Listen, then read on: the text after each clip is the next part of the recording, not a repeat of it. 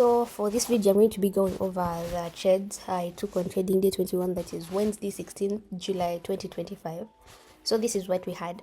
According to the statistics, we can see that this was also a profitable day. It ended in a good profit. That is almost around 4% up the account. So these are some of the trades I took. I only took 4 trades. As you can see, the first one, the Euro USD buy was a loss. Then the gold sell was also a loss.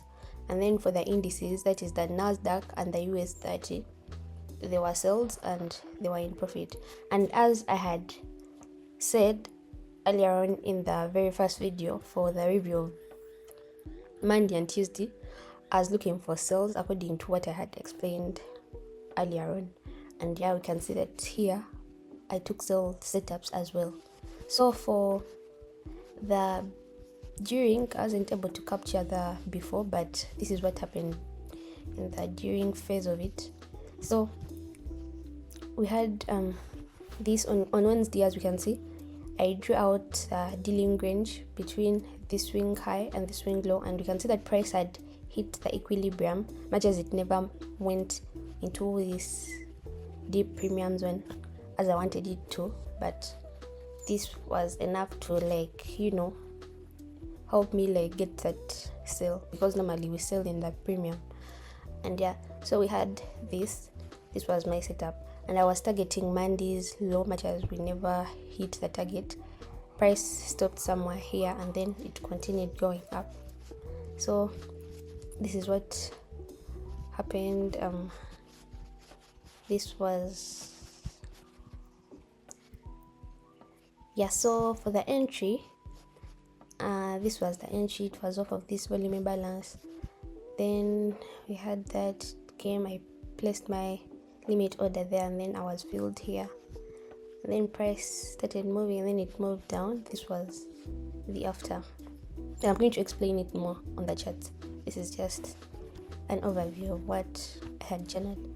So the target, which was Monday's low, was meant to hit, but rather stopped at a clustering of these new week opening gaps. And remember, I had said that these new week opening gaps mean that there is inefficiency in those areas here, because they are areas of imbalance. I would say, like, these new week opening gaps are actual areas of imbalance, like they are gaps that have been left open. And as I had explained earlier on, the interbank price delivery algorithm has 2 functions to deliver. One is to deliver liquidity, and the second one is to rebalance areas of inefficiency or imbalance. So we can see that price actually went there, much as it was in a high resistance liquidity run.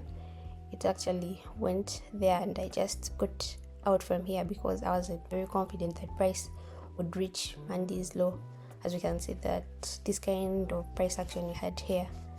So for the second setup I had for US 30, it was also this, and I entered off this 15-minute order block. As we can see here, I got filled here, and then my take profit was on this daily fair value gap, or the buy side imbalance, sell side inefficiency, and that was my target. So for this one, it hit. So when you go to the chart, for the very first trade I had on Wednesday, as we can see, this was Wednesday 16th July. First, hold on, let me use this. So for 16th July 2025, we can see that we had price in the morning session first go up, because this was the midnight opening. Actually it first went down, then around this New York opening from 7:30, from 7, the New York open kill zone, it went up. Then at 9:30, that's when the stock market opened in the US. Then it went down, and we had a clear market structure shift here, much as when a market structure shift is happening, you don't want to see these accumulations. You want to see a displacement high and then displacement low. But so there's that. But I think on the 15-minute it was clearer. If I'm to so we took out this buy side liquidity above this high we had formed during just before the London session. think this was an overlap between the Asian session and the no, actually the Asian session. Yeah, so we took out the buy side liquidity above that short-term high, and then we came lower. So if I'm to go back to the 5 minute, have this. Yeah, so we took out this, and then we had also this short-term low being taken out, and we had left this volume imbalance, and price normally likes reacting off of these volume imbalances. That's why I set my limit order here. So I got filled at this point here. Sorry about that. At this point here, as you can see here, and then price first went back there, but it's also never surpassed this order block. As we can see, this that order block right there, yeah, it never surpassed it. It came, then we went down, and yeah, I got out from there. I wasn't very confident that price would reach as low as this Monday's low, which was my original target, but it rather stopped at this level, and yeah, I took the profit, and that was that sale, as you can see here for the Nasdaq.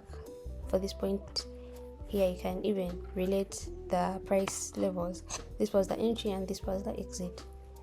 Yeah, so for the US 30 sale, I had this, for which it was off of the 15-minute order block, and this is what we have.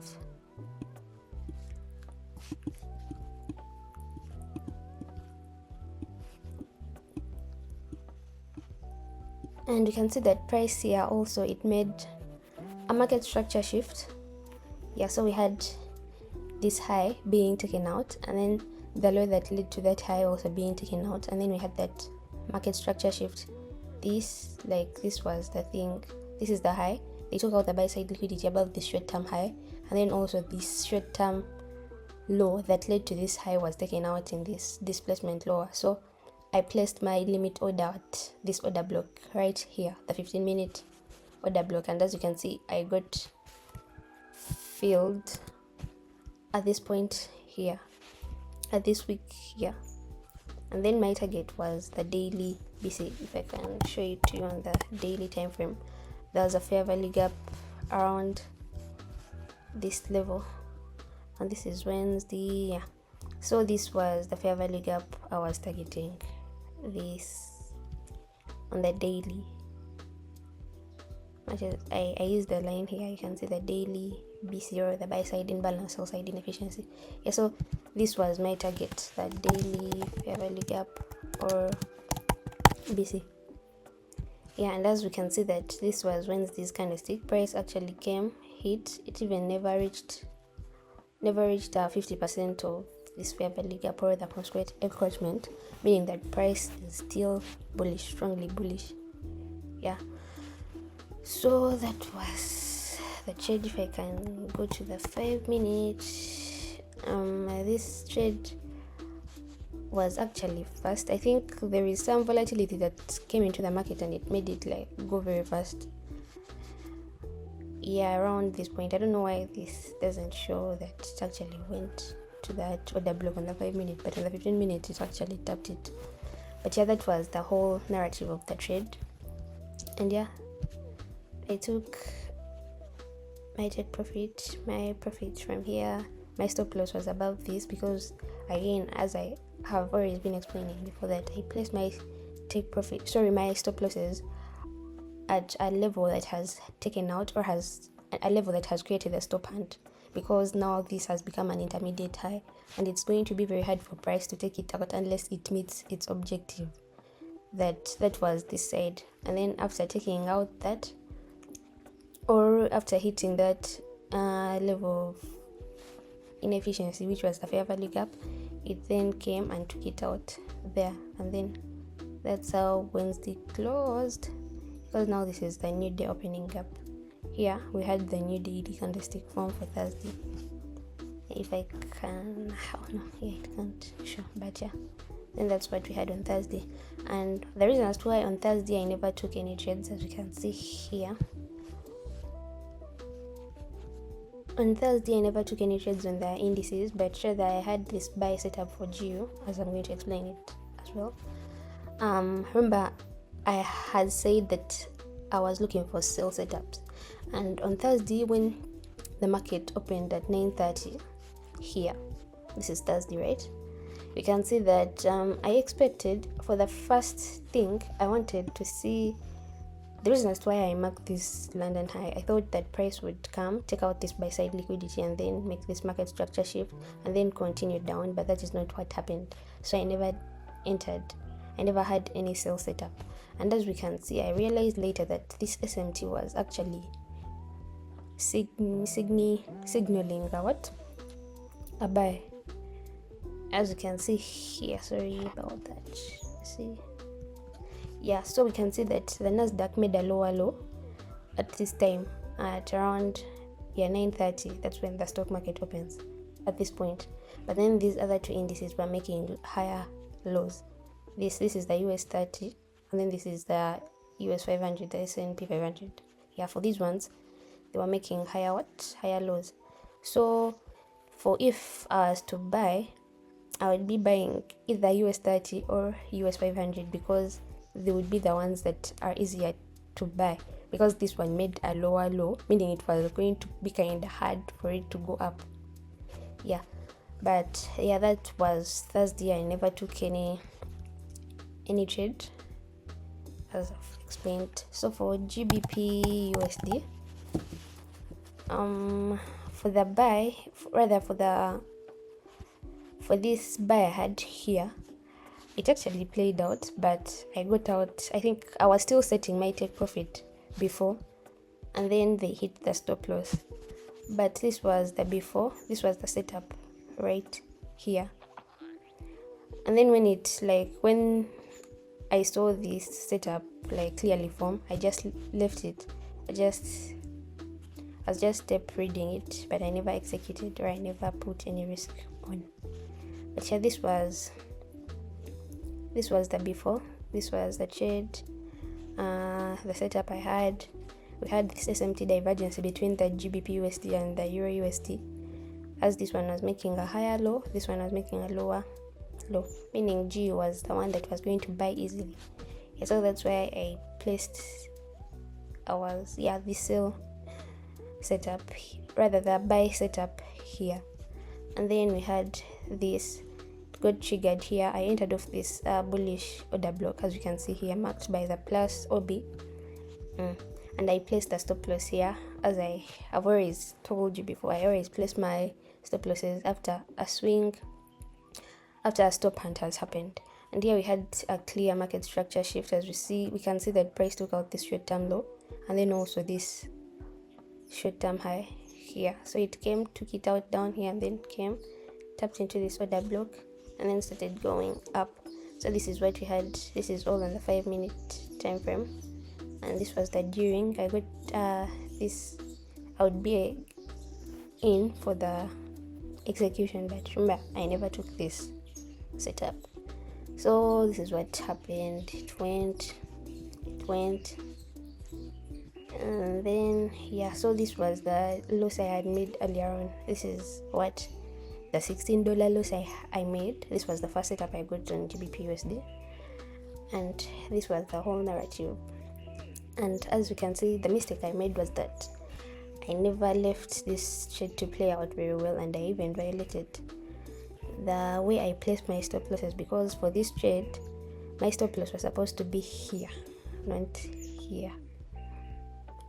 So when price did its thing here, it took me out, and I just left it, and it made another stop hunt here. You can see that this short-term low was taken out, and then it made a clear market structure shift higher, and that was the second setup I had, much as I never executed.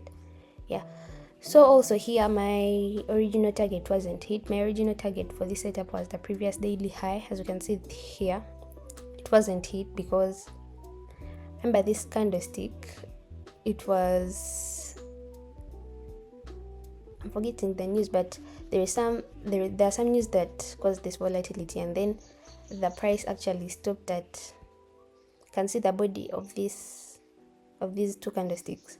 They closed slightly below this equilibrium. They even never closed above that. So that would mean that price is still like bearish. It is going to reverse and go down. Yeah, so maybe what I would have improved on this, on the take profit for this, I've learned from actually all the trades I've been executing from last week, even the week before last week. Normally my take profits don't get hit because I place them other weeks. So beginning this week, I'm going to be putting them at the bodies, because at least we can see here, if I had taken my take profit from here, it would have been hit. Same thing with the indices for this trade. Yeah, so that was the trade for GBP USD. So for Friday I never executed, but I had a setup in mind. This was on US30, but I've been saying this all the time. This whole week I've been looking for sales on the indices. So coming Friday, I was also looking for sale opportunity. So this was the US30 in the morning. Around this happened during the London session. Then here we had the New York Open at around 7 a.m.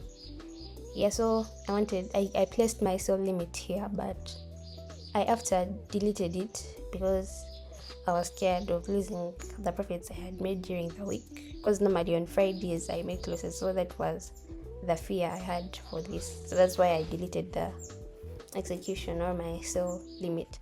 But then this was the whole idea. So you can see here that price made a clear market structure shift bearish. It took out this short-term high, and then also the short-term low there. It would be this one here, and then I entered off this 15-minute order block. I placed my limit order at that level there, and I was targeting these relatively equal lows. So this is what happened. At 9:30 we opened. It came, tapped onto that 15-minute bearish order block and it went lower. And yeah, so as you can see, it also never hit my take profit, much as it went down. So if we go to the charts and show you the actual thing here, this is US30. Yeah, so this is the new week. We are opening on Monday. Yeah, so this is what we have. If we go to the 15-minute time frame, you can see that at 9 actually it would be executed at 9. Then 9:30 when the stock market opened, you can see this volatility. It caused it to go down, and it even left these volume imbalances. And you can see that here we had price react off of it. As I had said before, that price normally reacts off of those volume imbalances. As you can see, that price here came, tapped on it, reacted off of it, and then and then for this new week it's going up, and I haven't made a clear bias for this week, but yeah, this was the whole narrative. So my take profit was this side down, the relatively equal lows, but then you can see that price just stopped at this order block here, the bullish order block.